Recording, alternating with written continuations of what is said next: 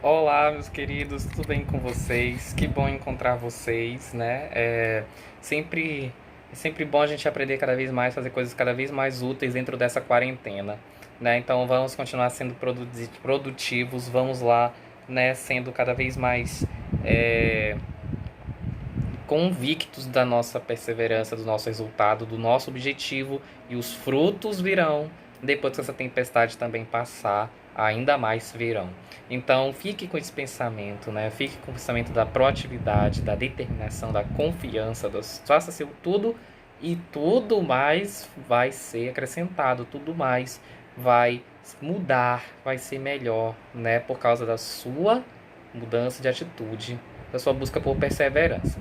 Então, meus queridos, sendo assim, vamos começar o nosso tema de hoje. Nosso tema de hoje é a Guerra Fria. É claro que não vou falar aqui de toda a Guerra Fria em geral, do conflito ainda, tá? Mas uma introdução para você entender como ficou o mundo apenas nesse período do século XX. Bom, vocês já sabem, né, assim, porque lembram o que era a Revolução Russa e o que foi a Primeira e a Segunda Guerra Mundial. Nós estudamos muito pesado até, né, falando disso.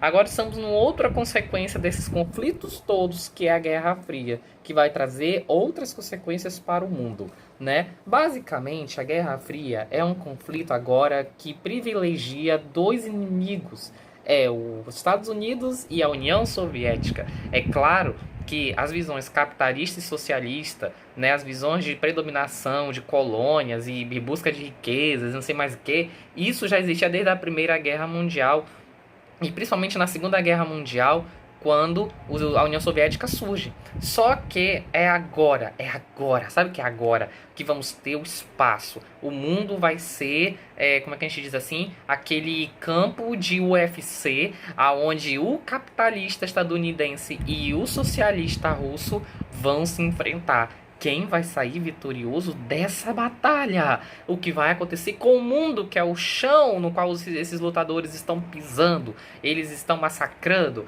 né? Acontece aí todos os feridos, as pessoas que mais sofrem são os civis, né? São os inocentes, são todas as nacionalidades europeias. O que nós vamos fazer, meu Deus? Então, é esse impacto global que a Guerra Fria traz para nós. Outras coisas você já deve ter ouvido falar, né, sobre a bomba atômica, né, que os Estados Unidos explodiu em Hiroshima e Nagasaki, sobre, né, também o Muro de Berlim. Você também deve ter ouvido falar, né, do que é o socialismo, do que é o capitalismo. Aliás, nós vimos muito bem sobre isso aqui, do que foi Stalin. Então agora nós vamos ver como ficou o mundo em si. Bom, basicamente, gente, vocês devem lembrar como acabou a Segunda Guerra Mundial.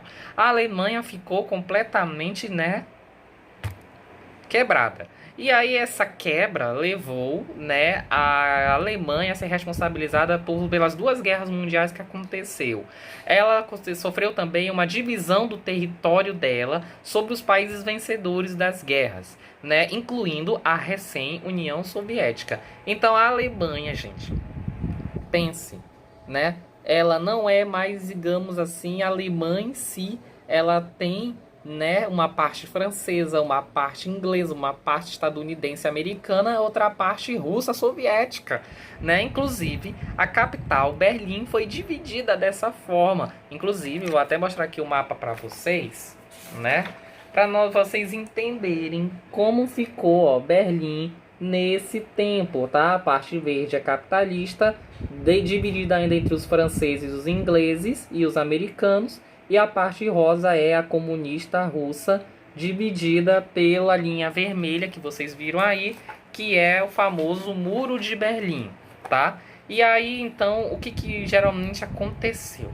Bom, a partir de 6 de agosto de 1945, né, os Estados Unidos lança a bomba em Hiroshima e Nagasaki, no Japão, com o objetivo de demonstrar o seu poder. O objetivo também de derrotar o Japão diante da sua recente política expansionista, ameaça, né, global e tudo mais. Os Estados Unidos já tinha um sentimento de revanche, de inferioridade em relação aos japoneses. Então, né, mesmo derrotados na Segunda Guerra, eles fizeram, digamos assim, uma derrota oficial, mas assim, da pior forma possível, que foi fazendo aí a bomba atômica, o lançamento nessas duas cidades, tá bom? Inclusive, se você quiser, tem um documentário muito maravilhoso sobre isso, tá? Só você procurar lá, né, Atentado de Hiroshima e Nagasaki, documentário do History, que é um documentário muito bom mesmo sobre esse assunto, tá bom?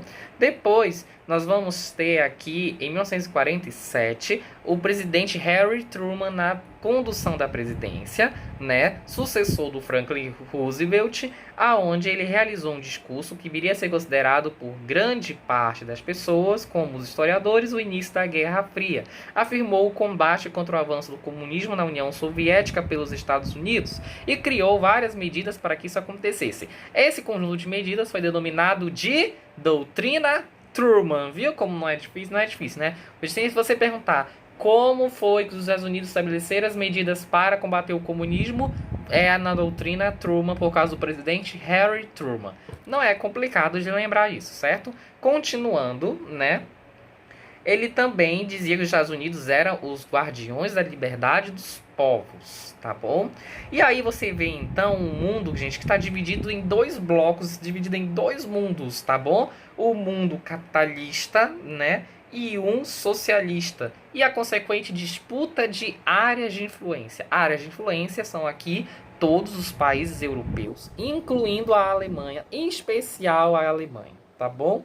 Esse conflito, então, caracterizou-se pelo embate ideológico e foi marcado por uma corrida armamentista e até uma corrida espacial, que você já deve ter ouvido falar, né? Quando o homem vai à Lua, os foguetes, né? Os satélites, os GPS, o desenvolvimento das tecnologias de computadores, os animais que foram usados, né? Para ver até onde sobreviviam lá nesses experimentos do foguete. Então, é algo assim que a gente vai ver melhor depois, tá bom? Mas o que eu quero dizer para você é que, né, apenas o contexto. Então, primeira coisa, né, o mundo dividido em dois blocos. Segunda coisa, né, divisão da Alemanha. Terceira coisa, doutrina Truman. Quarta coisa, Plano Marshall. O que foi isso? Plano Marshall, né, é o nome dado a um documento elaborado pelo secretário de Segurança dos Estados Unidos, braço direito então do presidente Harry Truman, chamado George Marshall. George Marshall, em 1948, assinou esse decreto aonde a União Soviética chegou até a participar. Mas como viu que os Estados Unidos estavam querendo muitas negociações e benefícios para si, ela resolveu sair dali, tá? Mas o Plano Marshall visa, tá bom, conter a expansão dos ideais comunistas por meio da recuperação econômica europeia e manter o parque industrial norte-americano em pleno funcionamento, destinando parte de sua produção ao mercado europeu. Então, como nessas políticas de aliança lá entre os Estados Unidos e os demais países, e os países, as pessoas que quiserem comercializar, começarem a fazer relações com os Estados Unidos, combatendo o comunismo com os Estados Unidos, vão fazer parte do Plano Marshall, vão receber os benefícios dos Estados Unidos, tá bom? E aí, com isso, né, foi feito essa coisa chamada Plano Marshall. Melhor dizendo, foi feito aí, né, o melhor crescimento do sistema econômico estadunidense, tá? Mas da parte oriental, a União Soviética também fez suas medidas, né? E foi chamada de Comecon, que significa Conselho de Assistência Econômica Mútua. Comecon, em 1949, né, é o plano de política econômica dos países membros socialistas, tá bom? Mas não foi só isso. Os Estados Unidos também criou toda uma base naval, aérea, militar, né? Uma base assim, aonde todos os países pudessem convergir a ponto de criar aí o Exército Internacional para esse momento. E aí foi quando surge a OTAN, a Organização do Tratado do Atlântico Norte, que é uma base que existe até hoje, tá, gente? Até hoje, e está lá localizada, né, nos Estados Unidos, mas tem também postos e sedes ao longo da Europa e principalmente nos mares, tá bom? No Oceano Atlântico. E ali vai contar com a participação de diversos países, então, que é a Bélgica, Dinamarca, França, Grã-Bretanha, Itália, Islândia, Luxemburgo, Holanda, Noruega, Portugal e Estados Unidos, tá bom? E a ponto, então, nós encontrarmos um mundo assim. O mundo, né, que está aqui, né, representado em verde e amarelo pelos países capitalistas. Em verde estão os países que diretamente fizeram parte da OTAN. Em amarelo, os que vão fazer parte anos depois. Aqui, né, já em roxo, todos aqueles foram incorporados pela União Soviética, que está aqui representada de vermelho. E a famosa, né, corrente de ferro, que era representada a partir do Muro de Berlim, no qual dividia a Europa e, consequentemente, o mundo nesses dois mundos, tá bom? Capitalista e socialista, tá bom?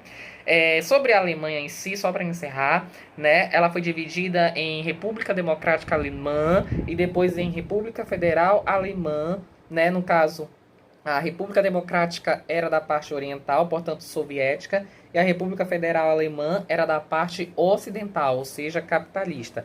A cidade de Berlim, já mostrei o mapa para vocês, né? Ela foi encontrada ali, dominada sob a pressão do Joseph Stalin, e contou com a construção do seu muro, tá bom? O muro, gente, né, começou a ser construído a partir de 1961 pelo presidente que sucedeu a Stalin, Khrushchev, tá bom?